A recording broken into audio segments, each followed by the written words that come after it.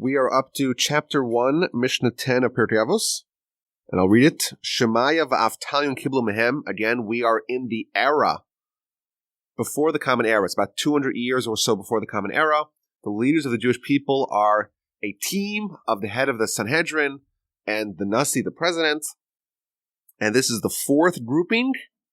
Their names are Shemayah and Avtalion, and they are the students of the previous two Yehudim Tabai and Shimon Shetach. And they each taught one Mishnah. And the first one is Shemayah Omer.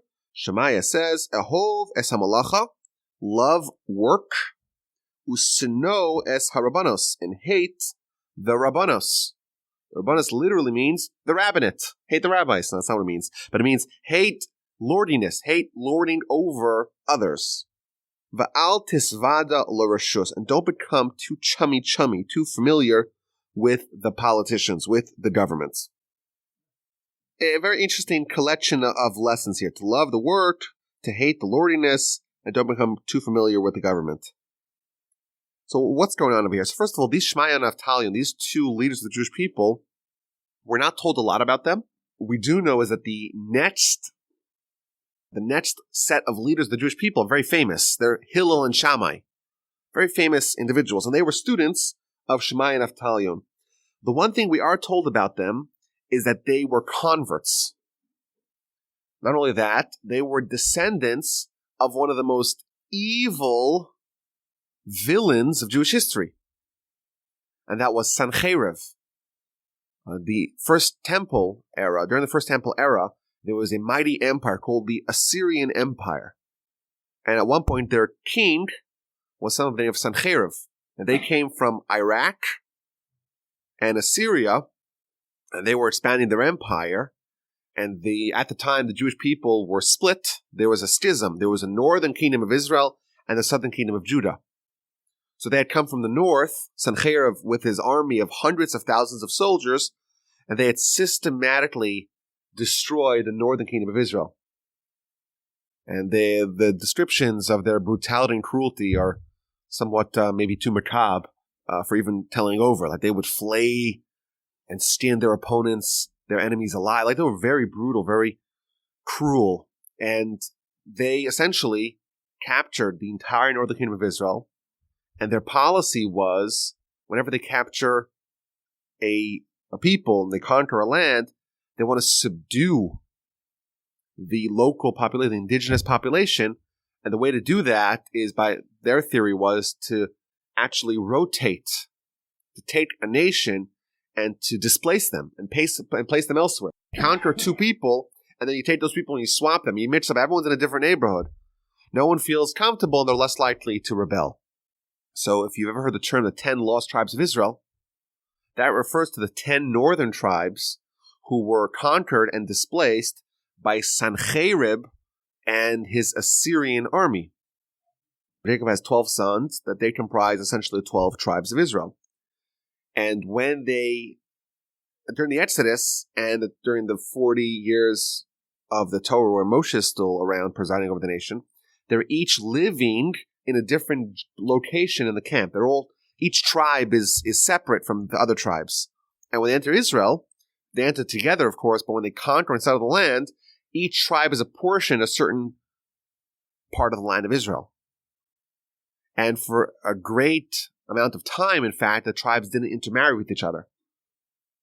The reason being, if you marry your daughter after someone from the other tribe, and what happens if you die, your daughter gets an inheritance, and therefore that goes to her family and her husband and their children, and thus your tribe's land is going to be invaded by some other tribe. Of course, it's one nation, but it's one nation that's broken down to tribes that each get they're portioned a certain part of the land, and therefore, for a long time, they refused to allow daughters of their own tribe to marry men from other tribes. And so there was inter-tribal hostility between hostility maybe is too strong, but there was friction. And the northern tribes, in fact, were alienated by the new king of what was then a unified Israel or land of Israel. After Solomon presided over an entirely unified kingdom. But then when he died, his son Rechavam he made some critical missteps, and he caused alienation. He did heavy taxation because there was a problem. The Jerusalem was the center of the Jewish world. It was the religious, it was the political center of the nation. And the people who lived far away, primarily the tribes all the way in the north, they felt a little bit out of the loop. And they felt disenfranchised. And the king had two sets of advisors. There was the younger whippersnapper advisors. They were saying, no, you have to subjugate them. They have to know who's boss. And you have to have very harsh taxes that they should know that you're in charge. That was what the younger advisors told Rechavam. And the older advisor says, no, you have to court them, you have to woo them, you have to make them feel like they're part of you. Don't go very harsh in your taxation. Rechavam unfortunately chose to listen to the younger advisors and therefore deepened the division and the alienation of the northern tribes, that eventually they seceded and they started their own country, the kingdom of Israel versus the kingdom of Judah. And that remained so for hundreds of years. And the northern kingdom of Israel descended into idolatry. And their first king was someone by the name of Yeravam ben Jeroboam. And he was a man of great potential. He could have been up there with King David had he reconciled, but he didn't. For example, 3 times a year there's a pilgrimage. All the Jewish people are supposed to go to Jerusalem, to the temple, to bring sacrifices, and to have a festival of unity amongst the nation. And Yeravam, Jeroboam, the king of the northern tribes of Israel, he was worried that what's going to be, the Jewish people are going to go, his constituents are going to go down south, and this is going to evoke a nostalgic feeling of unity, and they're going to say, we're done with the secession. So he put his sentries along the road and says, sorry, you can't go to the temple. I'll build you a temple. And he builds him a temple for the idols. And thus, it really hastens their demise because they forget about God and they go the ways of the idolatry. And even though they have great prophets like Elijah and Elisha who are trying, investing everything they can to bring those people back into the fold, it doesn't work. And therefore, they are spiritually vulnerable. Comes along Sanchereb and the Assyrians, and they attack from the north. They slaughter many, many, many Jews. The rest of the Jews, they send them in chains elsewhere. 10 lost tribes, they're lost. And in their place, they put the Samaritans, which are going to be a cause of much conflict with the remaining Jews in the land for the next several centuries. So these 10 lost tribes of Israel are lost. And the fact that Talmud even has a debate whether or not during the times of Messiah, these tribes are going to come back or not. And there's been many, many alleged sightings of them in various places in Africa, in India, in Nepal, and Tibet, all these places where you have these people, they call themselves the Bnei Moshe, the Bnei Menashe, all these tribes that have a lot of customs of the Jewish people, but we don't know if they are, if they're not, what the deal is. And whether or not if they want to come back to the nation, they probably need to convert because there's been such a gap between the times where they allegedly were Jewish and then when they have come back into the fold, and therefore we don't know how legitimate their claim of Jewish ancestry is.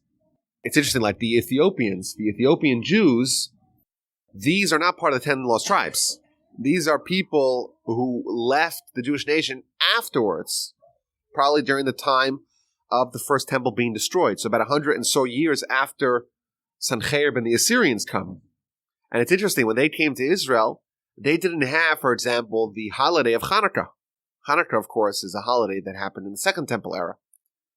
And therefore, the Ethiopian Jews, they were severed from the nation for a long time. And therefore, during the time when Hanukkah was instituted amongst the nation, they were already departed from the nation. But they are not from the 10 lost tribes. They left afterwards, subsequently. Now, so this Sanchereb, he's up there with Antiochus and Titus and Stalin and Hitler and Khmelnytsky as one of the great villains of Jewish history. In our history, we have the Hamans and the Amalekites of the world, these people who really stand out for their mistreatment of the Jewish people.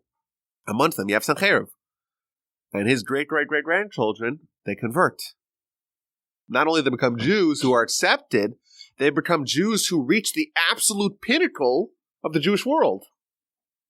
And in fact, the Talmud points out that the grandchildren of Sanchereb, they taught Torah publicly. And who are they? These are Shemayah and Avtalion. And the grandchildren of Haman, they also taught Torah publicly. And there's other sources that talk about the Emperor Nero, his nephew famously is Onkelos, the descendants of Titus, they also became Jews.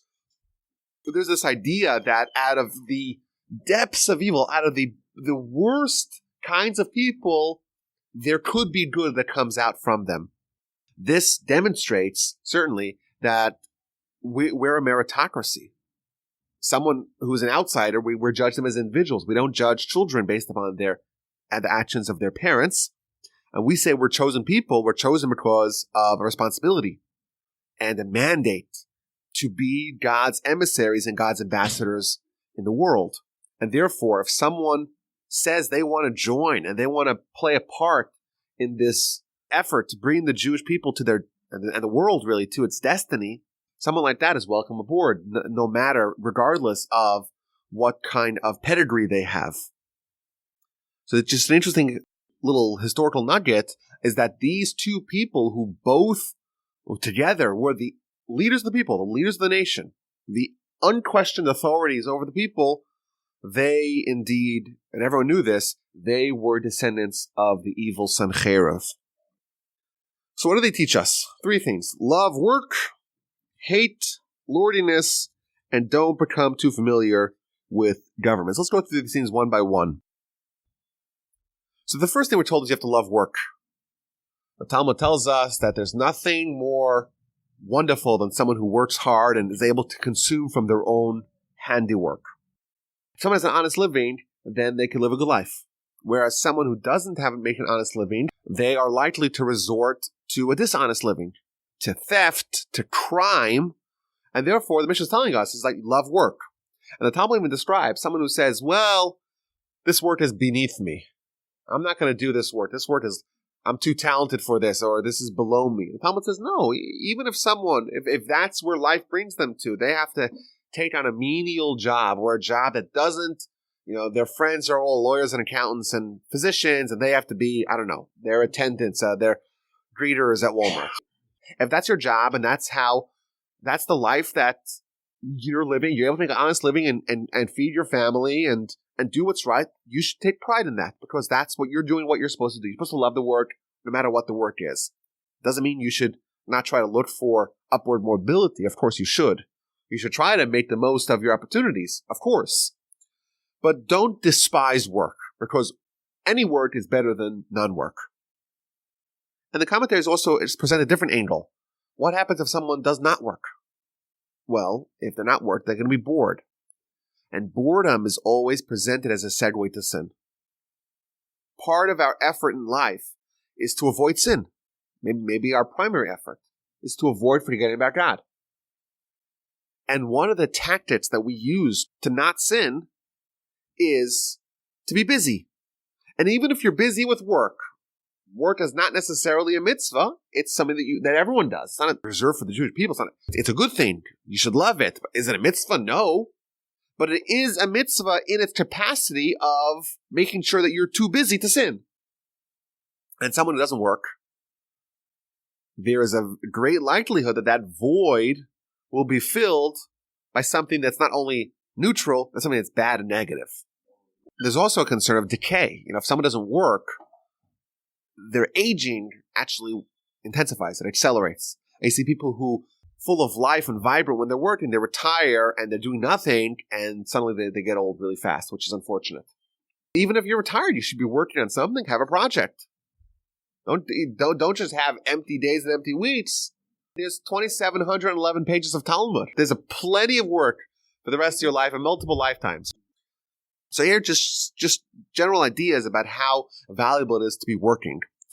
And the Maharal adds, what if you're a great Torah scholar? And they're studying Torah.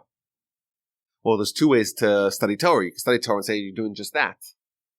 But there's another way for someone to study Torah to have a business on the side, and to do some work on the side. And he adds another interesting idea. He says if someone is self-sufficient, then actually their Torah and their inspiration, their teachings, to be more influential. because they're not beholden to their master, so to speak. If someone is a rabbi and they have membership, for example, they're always going to be limited in how much influence they can have, because they don't want to ruffle too many feathers or else they get fired.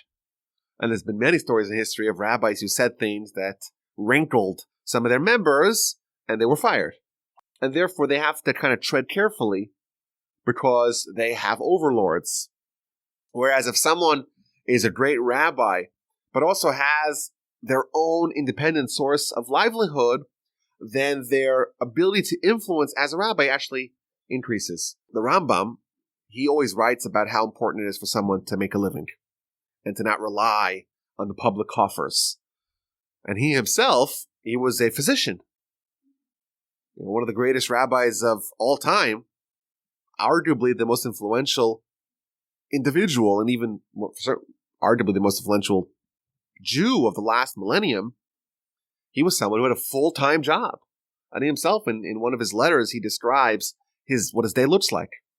And he was the personal physician for the Sultan Saladin in Cairo, in Egypt, who had a huge harem full of women and children. And all day, the Rambam, he describes this in his letter, he goes there early in the morning and has to deal with all these patients. And then he gets back to the Jewish community, and all the Jewish patients are there. And then everyone's there asking questions, and he hasn't eaten since the morning. And he's famished. And then he gets the Torah questions. And he himself wants to study, right? He writes these incredible books that each one of his projects would have, on its own, would have granted him a place in immortality, to codify all of Jewish law, to be the first one to write a commentary on all of Mishna, to write the Guide to the Perplexed, a very influential book on Jewish philosophy. Somehow the Rambam managed to do all of that while holding a full-time job. But he himself writes that it's actually beneficial for a Torah scholar to have some sort of side gig. And it actually increases their ability to have their impact as a rabbi. By the way, this is a source of much, much controversy, the Rambam's position, because others argue. And others tell him, yeah, Rambam, of course, you're once in a millennia individual, and you cannot hold everyone else to the same standard. And if everyone else tries to juggle full-time work with full-time Torah greatness, they're probably not going to succeed. And therefore, maybe it's not fair for the Rambam to say, well, I did it, you could do it too. And in fact, the author of the Shulchan Aruch, Rabbi Yosef Cairo, one of the other great figures of Jewish history, he writes that if everyone followed the Rambam, Torah would have been forgotten. Because how many Rambams are there in our history? Not many.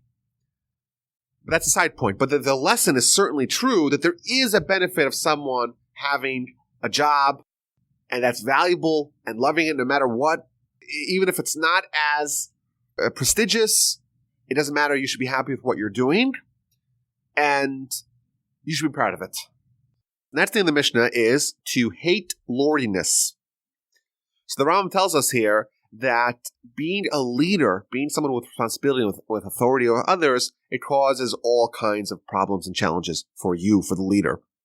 And he says, interestingly, that the most dangerous aspect of being an authority figure is that you could potentially lose your faith in God.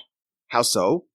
A leader is someone, of course, who has decision-making capacity. They have to call the shots. They have an authoritarian role. But the truth is, the world has only one authority, and that's God.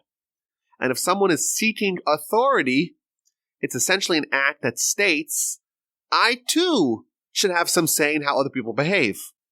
And that in itself, so there's a very deep point here, that in itself, the act of seeking authority over others is in itself an act that can cause a lack of faith. Maharal points out here another point, that a leader has the responsibility of their constituents. A leader is responsible for their constituents. And thus, every misdeed and misstep and sin of their constituents actually accrues to the leader. And therefore, we don't believe that a leader is someone who gets on a pedestal and starts pontificating. That's not the Jewish leader. Jewish leader is someone who's involved intimately with the needs of their people.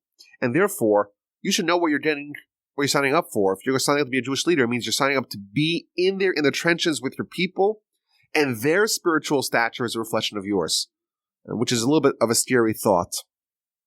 Now, Rashi quotes an interesting Talmud about the danger of being a leader and why maybe you should avert it. The Talmud tells us in the book of Brachos, on page 55a, 3 things shorten the days and the years of a person. Number 1, someone who is given a Torah scroll but he refused to read it. Number 2, someone who gives him the opportunity to say a blessing and they refuse. And someone who treats himself with lordiness over others. And it says that if someone is given a Torah and they don't read it, well, the Torah, that quotes the verse in Deuteronomy, the Torah is your life. So if someone's given an opportunity to embrace life and they reject it, okay, you don't want life, you'll have a shorter life, number 1.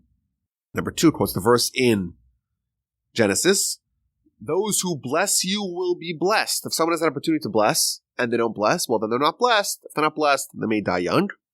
And finally, someone who treats themselves as a leader, and what source does they give to that?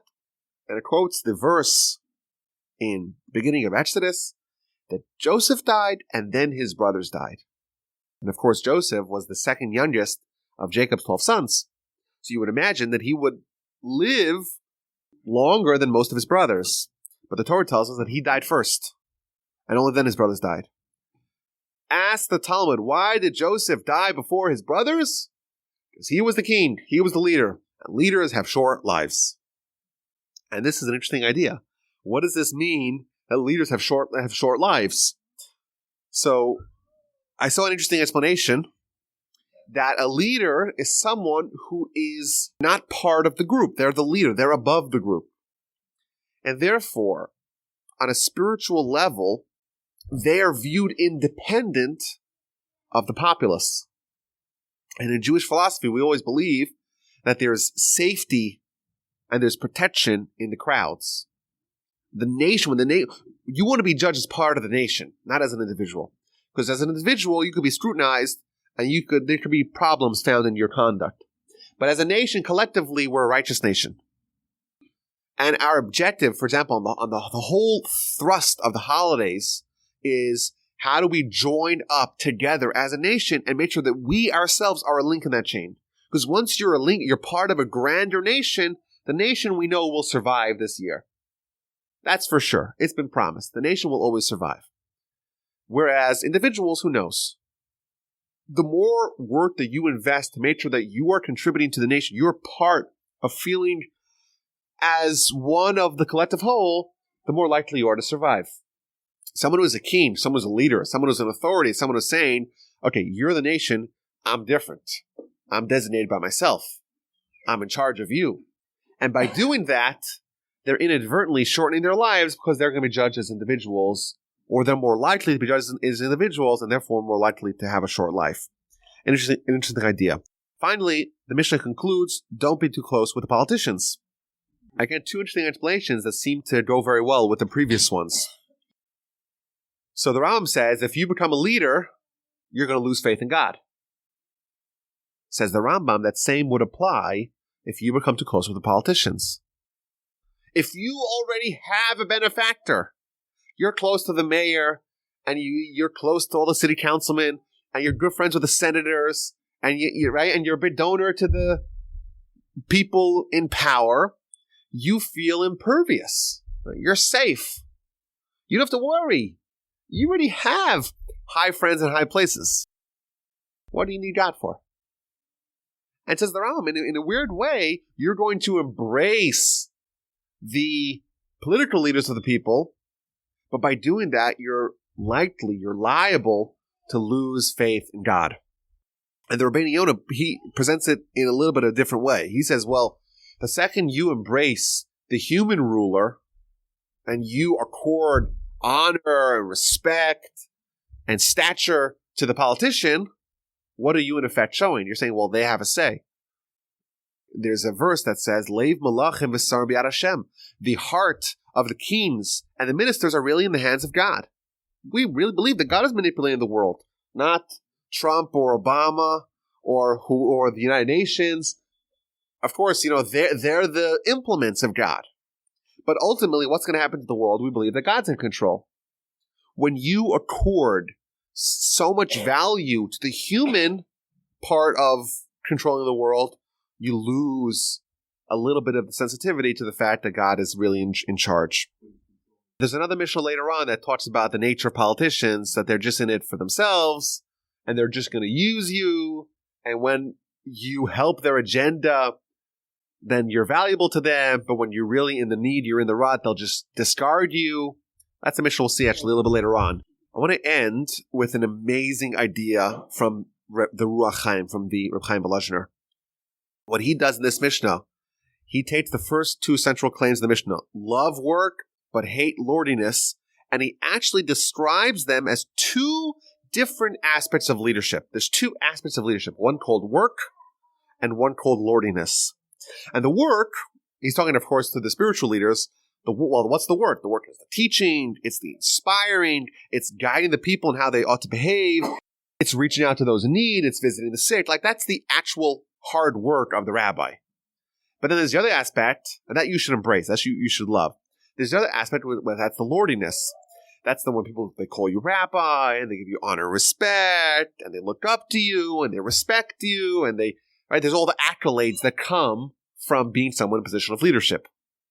Says the Ruach, what the Mishnah is actually telling us is that you should embrace leadership, but embrace the toil of leadership, the hard work of leadership, the actual sweat, blood, and tears that you have to invest as a leader. That part you should embrace, but all the fringe benefits, all the accolades, all the benefits that come with being a leader, that you should shun.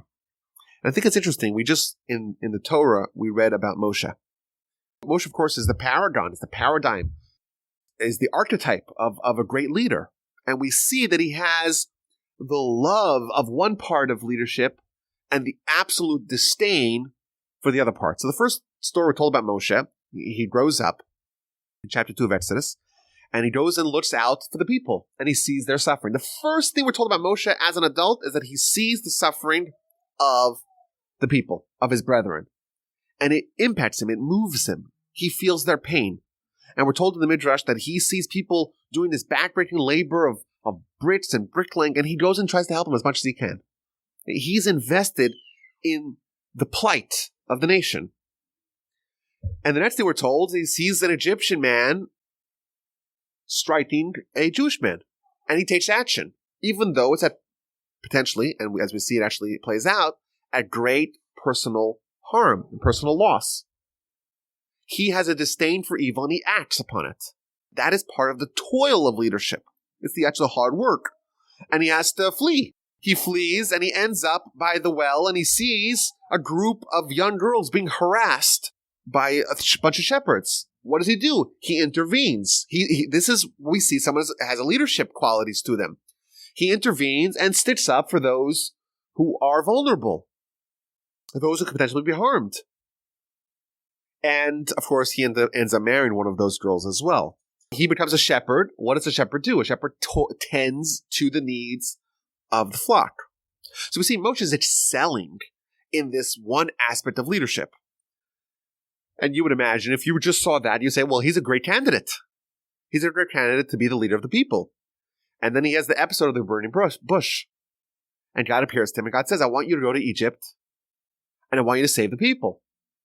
And we imagine our prototype of a leader is someone who has the resolve, and someone who accepts upon themselves the responsibility of leadership.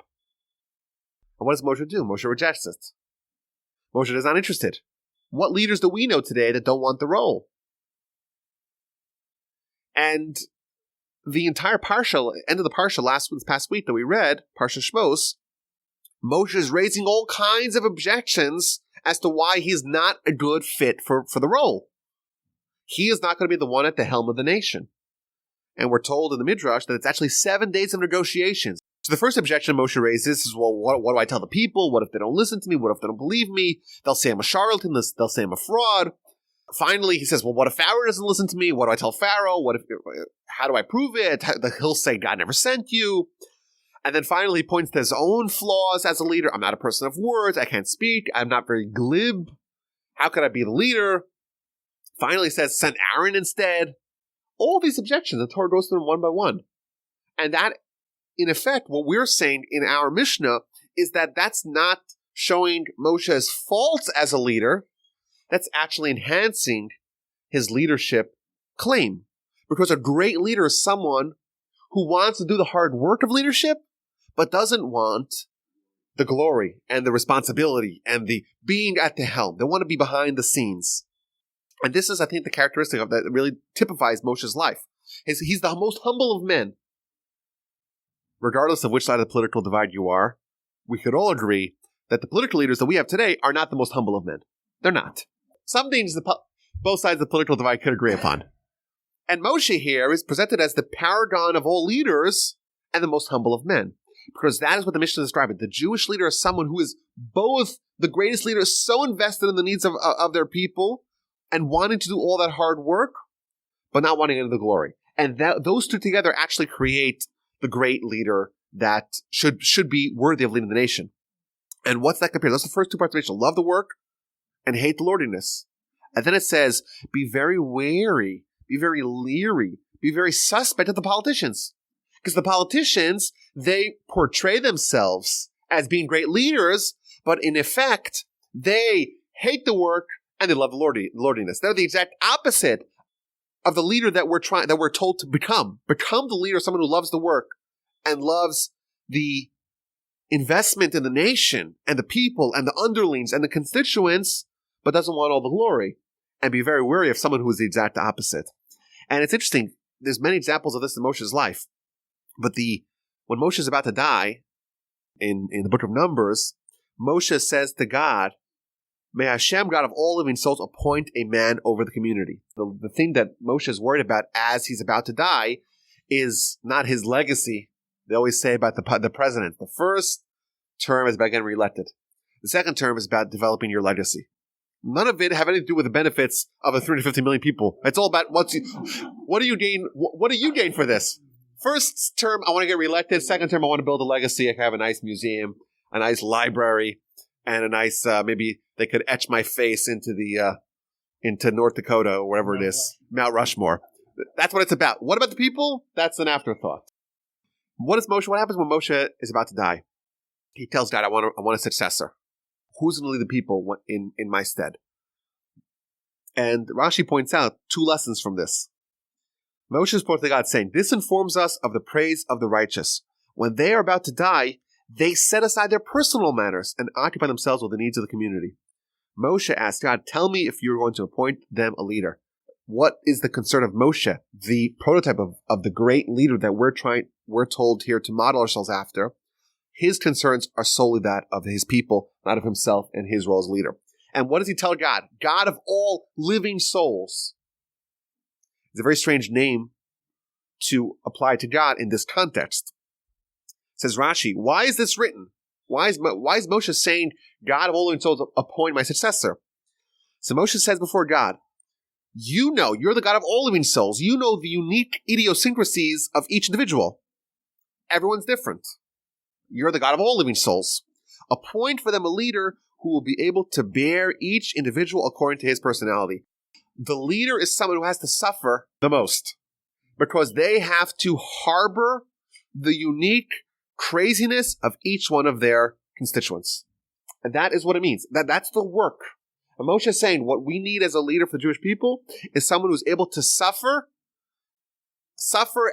as a leader. Your job is to suffer and bear the responsibility of each one of your constituents. But not only that, not suffer generally, suffer in particular. Each living soul is different, and each underling, each constituent of the great leader causes a different aspect of the leader's suffering and bearing. And that is indeed the prototype of a great Jewish leader. Thus, our Mishnah teaches us, according to this, a very important insight. There's two aspects and two elements of leadership. One of them is the work.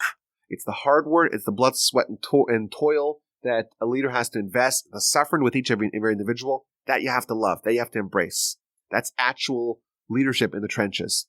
The other aspect of it, when you are presented as some grandiose leader and you get to give the big speeches and you get all the accolades and everyone gives you honor, that you should shun. By doing that, we could hopefully ourselves become great Jewish leaders in our own right. And as well, be very careful of the politicians who are literally the exact opposite of that.